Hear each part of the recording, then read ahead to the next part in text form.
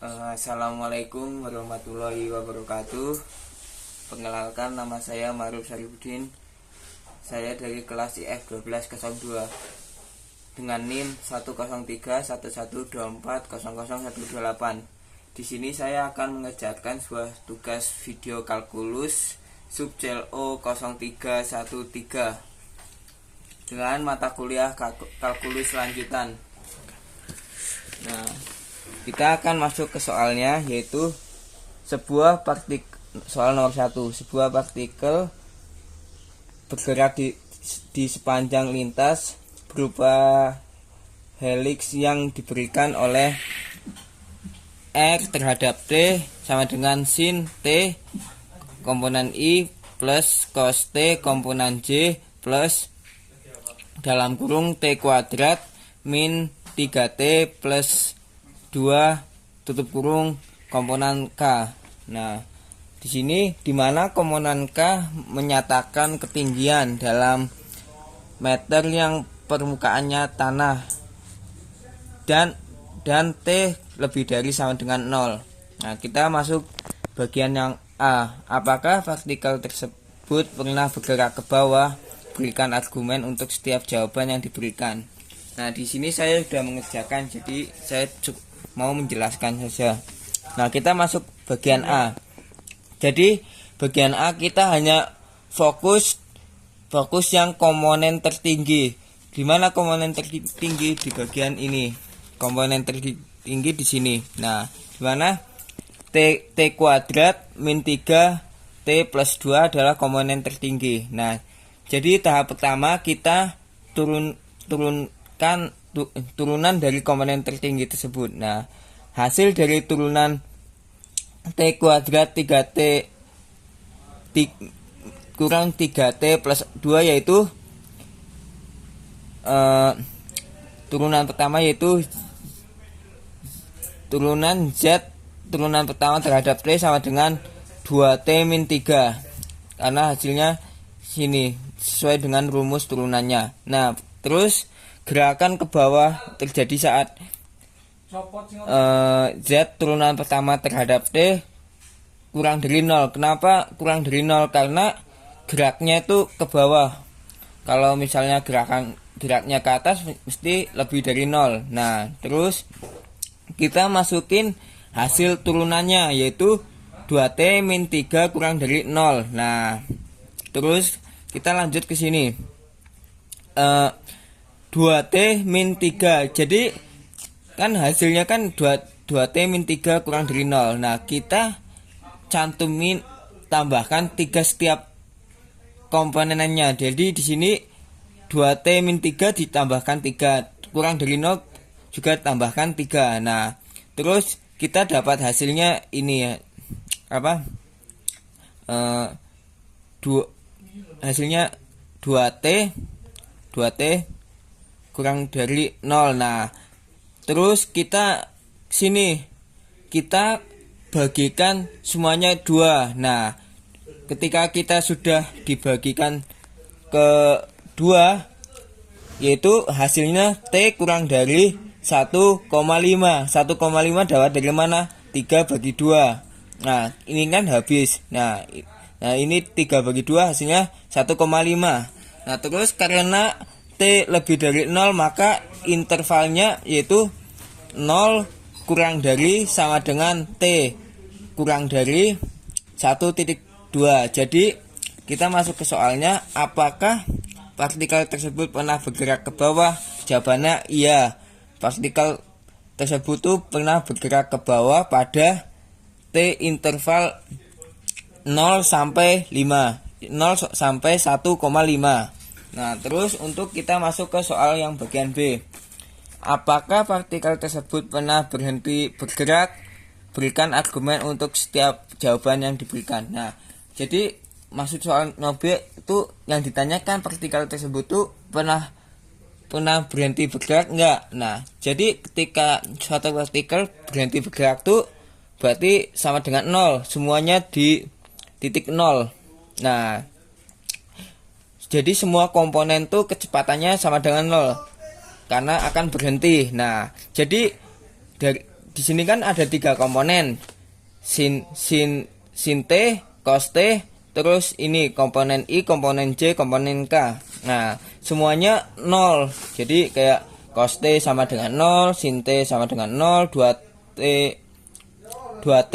Kenapa 2T? Karena tadi kan turunan, hasil turunan. Jadi kita turunin dulu baru disama dengan 0. Jadi 2T min 3 sama dengan 0. Nah, kalau 2T min 3 sama dengan 0 kan hasilnya T-nya kan udah ketemu di bagian A tadi 1,2. Nah, cos T sama dengan 0 tuh tidak bisa, soalnya misalnya dia sama dengan 0, dia jadi ini Pi dibagi 2 sama dengan 1,57,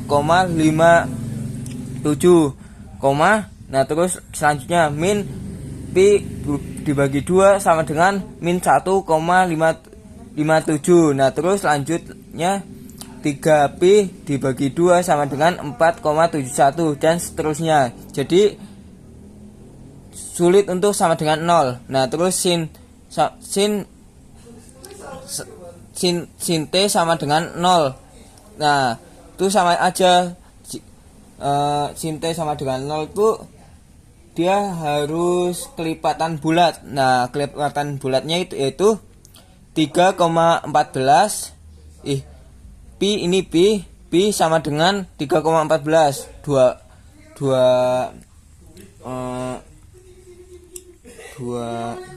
2Pi sama dengan ini 2Pi.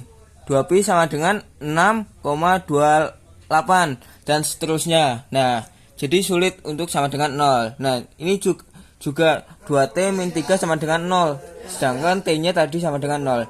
Karena cos T dan sin T tidak bisa secara bersamaan, maka tidak ada yang memenuhi ketiga kondisi tersebut. Jadi jawabannya tidak bisa. Jawabannya apakah partikel tersebut pernah berhenti bergerak? Jadi jawabannya partikel tersebut tidak pernah berhenti bergerak. Jadi tidak bisa bersamaan. Nah, terus kita masuk ke soal bagian C. Apakah pada waktu berapa partikel mencapai posisi 12 meter di atas tanah? Nah, kita fokus kapan partikel tersebut tuh mencapai posisi 12 meter di atas tanah. Nah, kita kembali lagi fokus ke komponen tertinggi, yaitu T kuadrat min 3T plus 2. Nah, jadi di komponen K kita fokus ke itu. Nah, terus kita kembali lagi, kita turunin dulu dari T kuadrat min 3T plus 2. Nah, jadi kita simbolin sebagai Z. Nah, terus kita turunin dulu. Jadi jadi gini, T kuadrat min 3T plus 2 sama dengan 12. Nah, kita 12 kita masukin ke dalam, jadi T kuadrat min 3T plus 2. Jadi kan tadi sininya plus, kita pindahkan ruas menjadi min sama dengan 0. Jadi hasilnya yaitu T kuadrat min 3T dikurang 10 sama dengan 0. Nah, terus kita masuk ke rumus kuadrat. Nah, rumus kuadrat yaitu ini T sama dengan min B plus atau kurang akar kuadrat dari B vektor A kuadrat min 4AC dibagi 2A. Nah, kita fokus gini, A-nya sebagai 1, B-nya sebagai min 3, C-nya sebagai min 10. Nah, ini nih. Nah, ini. Terus kita masukin ke rumus. Nah, B kan min B, berarti min 3 ditambah atau kurang akar kuadrat dari min 3 kali 1 kuadrat, terus min 4 kali 1 kali min 10. Nah, dibagi 2 kali 1. Nah, terus kita hasilnya yaitu T sama dengan min 3 tambah atau kurang akar kuadrat dari 49. Ini 49. 49 dibagi 2. Nah, kita akan menghasilkan yaitu T sama dengan 3 tambah 7 bagi 2. Nah, tambah atau kurang 7 bagi 2, 7 dari mana? Nah, akar kuadrat dari 49 yaitu hasilnya 7. Nah, terus kita kan ini kan masih ada tambah atau kurang. Nah, kita harus mencari dua-duanya. Nah, yang pertama dari tambah dulu. T sama dengan 3 tambah 7 dibagi 2 sama dengan 5. Nah, terus lanjut ke T sama dengan 3 dikurang 7 dibagi 2 sama dengan min 2. Nah, dari soal ini kita tahu bahwasanya T harus lebih dari sama dengan 0. Lebih dari sama dengan 0 berarti nyarinya yang positif, bukan yang negatif, karena lebih dari sama dengan 0. Nah, berarti yang kita ambil yang 5, karena dia tuh 5 tuh angkanya lebih dari sama dengan 0. Jadi kesimpulannya, partikel mencapai ketinggian 12 meter pada waktu T sama dengan 5 detik. Jadi karena kita ngambilnya yang bagian 5. Oke. Nah, terus kita masuk ke bagian D.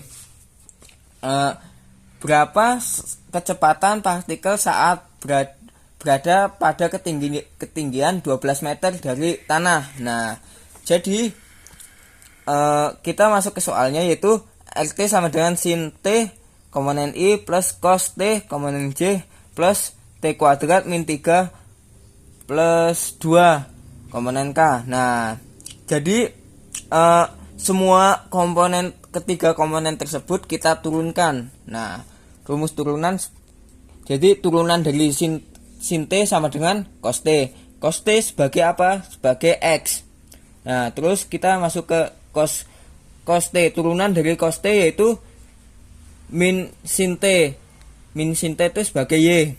Nah, terus T kuadrat min 3T plus 2 sebagai sama dengan turunannya yaitu 2T min 3 sebagai Z.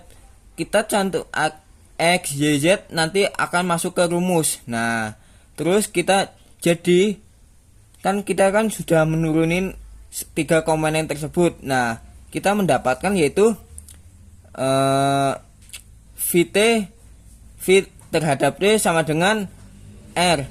R turunan pertama terhadap D yaitu cos T sebagai komponen I, min sin T komponen J, dan 2T min 3 komponen K. Nah, komponen K. Nah, kita substitusikan T sama dengan 5. Kenapa 5? Soalnya tadi di bagian C kita mendapatkan ini T sama dengan 5. Nah, kita substitusikan T semuanya 5. Jadi kayak cos T jadi cos 5, min sin T jadi min sin 5, 2T min 3 jadi 2 kali 5 min 3. Nah, kita mendapatkan yaitu cos 5 sama dengan 0,2837. Nah, terus min sin 5 sama dengan min 0,9589. Terus 2 kali 5 min 3 yaitu 10 dikurang 3 sama dengan 7. Nah, terus kita mendapatkan yaitu V terhadap 5 sama dengan T-nya kan diganti 5. Kita substitusikan sebagai 5 sama dengan 0,2837. 2837 sebagai X. Terus komponen I dikurang 0,9589 sebagai Y, komponen J plus 7 komponen K sebagai Z. Nah, rumusnya yaitu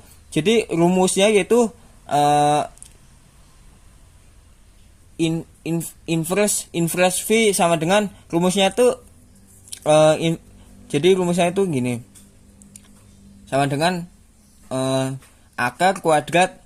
Tadi kan kita sudah nentukin X, Y, Z. Jadi masuknya ke rumus X kuadrat plus Y kuadrat plus Z kuadrat. Nah, tadi sudah kita tinggal cantumin semuanya. Jadi X-nya itu 0,2837 kuadrat ditambah min 0,9589 kuadrat ditambah 7 kuadrat. Nah, kita mendapatkan hasil yaitu akar kuadrat dari 0, jadi hasil kuadratnya itu 0,0805 ditambah, kok jadi tambah bukan min, karena min kali min yaitu plus. Nah, jadinya di sini plus 0,9589 ditambah 49.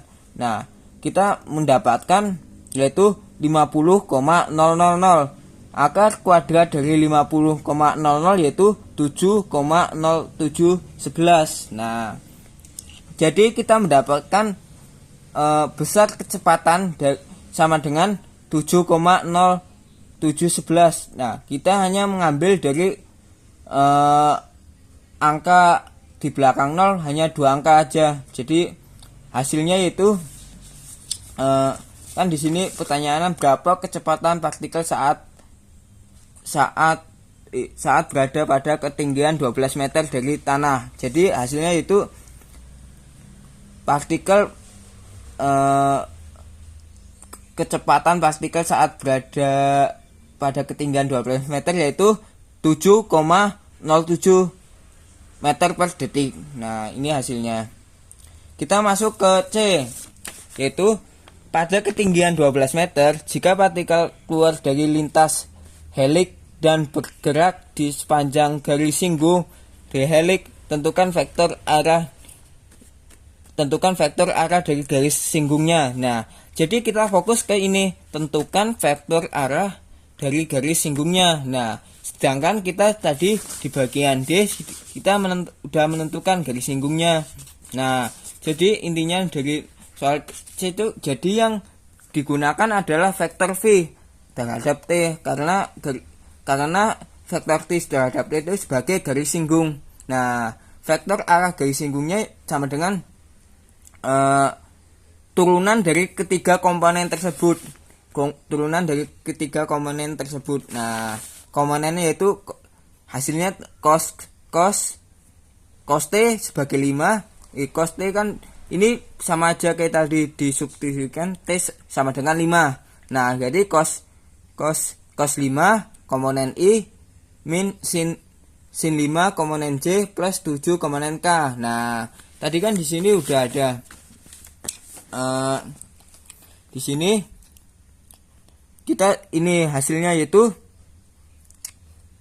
tadi di bagian T udah dijelaskan. Nah, tinggal kita ini berarti vektor V sama dengan 0,2837, ini sebagai cos 5. Nah, sedangkan yang min 5 yaitu min 0,9. Jadi kan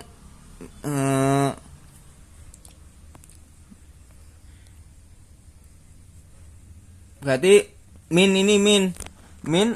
0,9589,7. Nah, jadi hasil dari soal nomor 1 bagian E. Nah, kita masuk soal nomor 2. Di sini soal nomor 2 saya sudah mencarinya dan sini saya akan menjelaskan.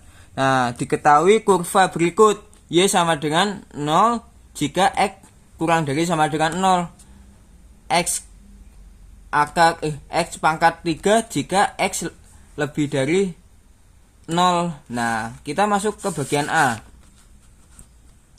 Tentukan nilai Y berarti ini tentukan nilai turunan pertama dari Y saat X sama dengan 0. Nah, berarti jika X kurang dari sama dengan 0 yaitu Y sama dengan 0. Jika X lebih dari 0 berarti yaitu Y sama dengan X kuadrat. Nah, X kuadrat X pangkat 3. Di sini kan ditanyakan saat X sama dengan 0. Berarti yang X sama dengan 0 mana yang ini? Soalnya X kurang dari sama dengan, ada sama dengan 0-nya. Nah, berarti kita memakai definisi turunan dari limit, yaitu turunannya itu Y Y turunan pertama dari 0 sama dengan limit H menuju 0 yaitu Y. Ini rumusnya ya, rumus dari definisi turunan dari limit. Nah, ini yaitu Y dalam kurung 0 plus H tutup kurung min Y dalam kurung 0 dibagi H. Nah, kita harus menentukan limit kiri dan limit kanannya. Karena ketika limit kiri dan limit kanannya berbeda, berarti tidak ada. Jadi ketika limit kiri dan limit kanannya sama, berarti limit kiri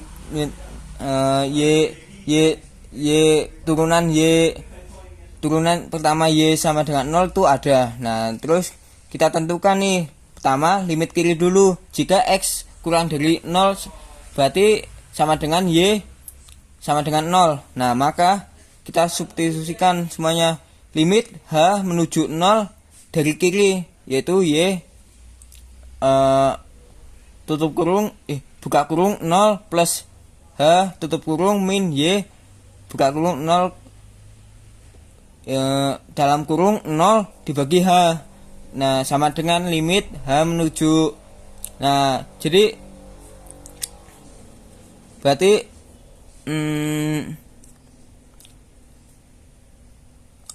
nah, ini berarti sama dengannya 0.